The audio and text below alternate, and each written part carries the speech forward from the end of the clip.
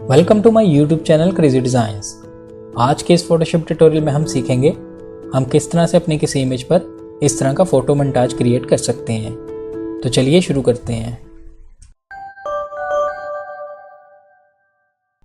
सबसे पहले आप अपनी इमेज को ओपन कर लीजिएगा। इसी लेयर पर राइट क्लिक करेंगे और इसे कन्वर्ट टू स्मार्ट ऑब्जेक्ट बना देंगे। अब हम इस लेयर की 7 और कॉपीज़ बनाएंगे। आप कॉपीज़ कम या ज़्यादा भी रख सकते हैं। मैं अपने कीबोर्ड से Ctrl G प्रेस करूंगा 7 दफ़ा और इसकी 7 कॉपीज़ बनाएंगे।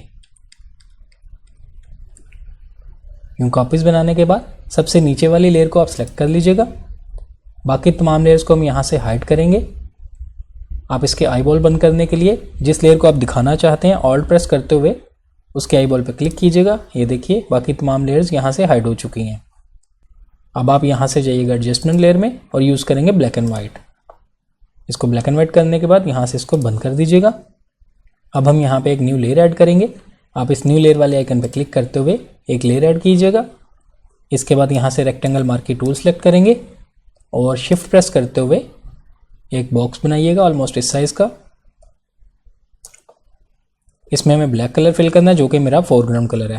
मैं अपने कीबोर्ड से ऑल्ट बैक स्पेस प्रेस करूँगा और इसमें ब्लैक कलर फिल कर देंगे।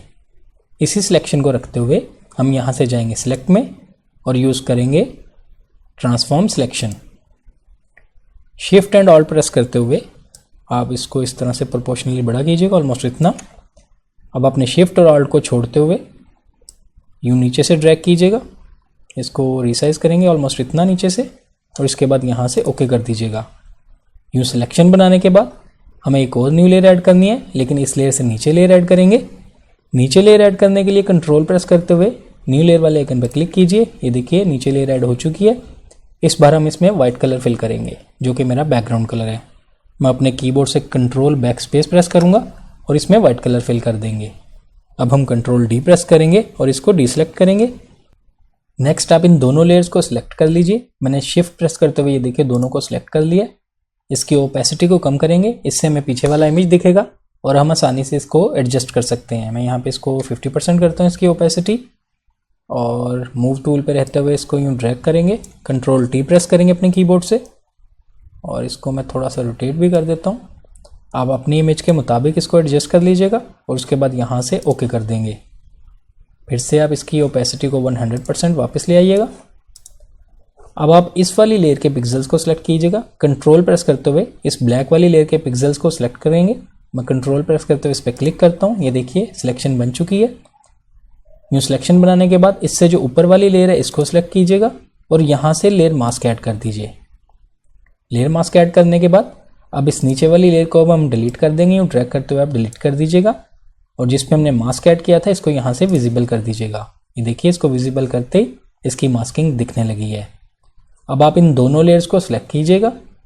ये देखिए इन दोनों को मैंने सिलेक्ट किया और कंट्रोल जी प्रेस करते हुए इसका एक ग्रुप बना लेंगे। ग्रुप बनाने के बाद इस ग्रुप को यूँ ड्रैग करते हुए हम बिल्कुल टॉप पे ले जाएंगे। ये देखिए यहाँ मैं टॉप पे रखता हूँ। अपने कीबोर्ड से कंट्रोल जे प्रेस करेंगे और इस ग्रुप की एक और कॉपी बना लेंगे। नीचे वाले ग्रुप यानी जो ओरिजिनल ग्रुप है उसको सिलेक्ट करेंगे। इसकी ओपेसिटी को मैं कम कर रहा हूँ, फिर से 50% करेंगे। ये देखिए और मूव टूल पर रहते हुए इसको मैं यूँ ड्रैग करूँगा। इसको भी आप एडजस्ट कर लीजिए जहाँ भी रखना चाहते हैं। मैं इसको थोड़ा सा रोटेट इस दफ़ा इस तरफ करूँगा और थोड़ा सा ऊपर करते हैं यहाँ रखूँगा। एडजस्टमेंट आप अपने इमेज के मुताबिक कीजिएगा और इसके बाद यहाँ से ओके कर देंगे। वापस इसकी ओपेसिटी 100% करेंगे और इस ग्रुप को ओपन करेंगे। ये देखिए इस वाली लेयर पे हमने लेयर मास्क ऐड किया था। इसी वाले मास्क को हमने इस नीचे वाली लेयर पे अप्लाई करना है। इसको अप्लाई करने के लिए आप मास्क को सिलेक्ट कीजिए और ड्रैग करते हुए इस लेयर पे लाके छोड़ दीजिएगा। अब इस टॉप वाली लेयर को हम यहाँ से डिलीट कर देंगे। अपने कीबोर्ड से डिलीट का बटन प्रेस कीजिए या इसको यूँ ड्रैग करते हुए यहाँ से डिलीट कर दीजिएगा। जिस लेयर पे हमने लेयर मास्क ऐड किया था इसको आप सिलेक्ट कीजिएगा, विजिबल कीजिए और यूँ ड्रैग करते हुए इस वाइट लेयर से ऊपर रख लीजिएगा। ये देखिए जैसे मैं उसको ऊपर लेके आऊँ उसकी भी मास्किंग दिखने लगी है। इसी प्रोसेस की मदद से हम तीसरा वाला यूज़ करेंगे। फिर से मैं इस ग्रुप को बंद करता हूँ। कंट्रोल जे प्रेस करेंगे, एक और कॉपी बनाइए। इस ग्रुप को सिलेक्ट करेंगे, ओपेसिटी कम करेंगे और इसको मैं थोड़ा नीचे लेके आता हूँ। कंट्रोल टी प्रेस करता हूँ इस बार मैं इसको इस तरफ रोटेट करूँगा और यहाँ रखने के बाद आप यहाँ से ओके कर दीजिएगा। फिर से ओपेसिटी वापस लेके आएंगे, सेम वही प्रोसेस है। ग्रुप को ओपन करते हैं, मास्क को सिलेक्ट करते हुए यूँ ड्रैग करेंगे और नीचे वाली इमेज पे अप्लाई कर देंगे। ऊपर वाले इमेज को आप यूँ यहाँ से डिलीट कर दीजिएगा और इस वाले इमेज को यहाँ से विजिबल करने के बाद इस वाइट वाली लेयर से ऊपर रखेंगे। इसी तरह आप ये तमाम लेयर्स पे अप्लाई कर दीजिएगा। मैं टाइम की बचत के लिए आपको थोड़ा सा फॉरवर्ड कर देता हूँ, मैं आपको करके दिखाता हूँ।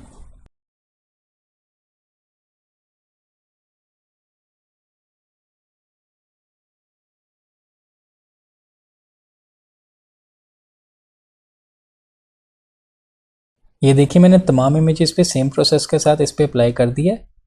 नेक्स्ट स्टेप में हम इसमें शेडो अप्लाई करेंगे। टॉप वाले ग्रुप को आप सिलेक्ट कर लीजिएगा और यहाँ से जाएंगे एफएक्स में और यूज़ करेंगे ड्रॉप शेडो। यहाँ आने के बाद इसका ब्लेंडिंग मोड आप लीनियर बंद रखिएगा और कलर ब्लैक रखेंगे। ओपेसिटी यहाँ पर मैं 13% रखता हूँ। यूज़ ग्लोबल लाइट को चेक रखिएगा और इसके एंगल को मैं यहाँ पे 135 टाइप करूँगा।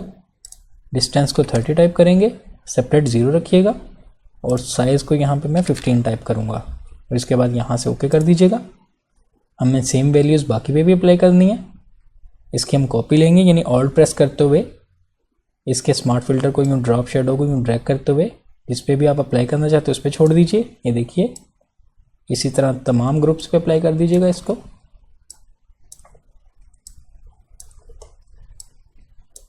ये देखिए शेडोज अप्लाई हो चुके हैं।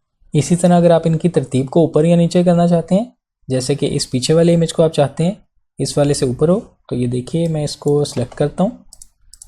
इसको सिलेक्ट करेंगे और इस वाले ग्रुप को यूँ ड्रैग करते हुए मैं इस वाले ग्रुप से ऊपर ले आऊँगा।